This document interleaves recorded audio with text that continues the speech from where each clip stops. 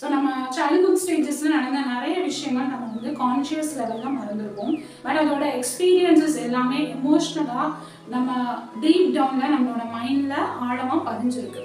So அதுதான் இப்போ நம்ம எடுத்து வைக்கிற ஸ்டெப்ஸுக்கு தடையாக இருக்க ஆரம்பிக்குது.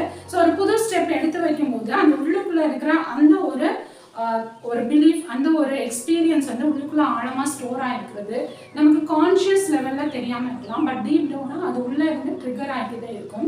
ஸோ அது ஒரு தாட்டை க்ரியேட் பண்ணும். அது நம்மளை அடுத்த ஸ்டெப் எடுக்க விடாமல் தடுத்துடும். பண்ணுங்க. நீங்கள் எதுக்காக அந்த ஆக்ஷனை ஒத்தி போடுறீங்கன்னு கவனிங்க. அண்ட் அதுக்கு என்ன எக்ஸ்கியூஸ் கொடுக்குறீங்கன்னு பாருங்க. வெறும் எக்ஸ்கியூஸ் மட்டும்தான் இருக்கா, அதுக்கு பின்னாடி ஏதாவது ஆழமான நம்பிக்கை, அந்த நம்பிக்கையோட சேர்ந்து ஒரு எமோஷன் கனெக்ட் ஆகிருக்கா?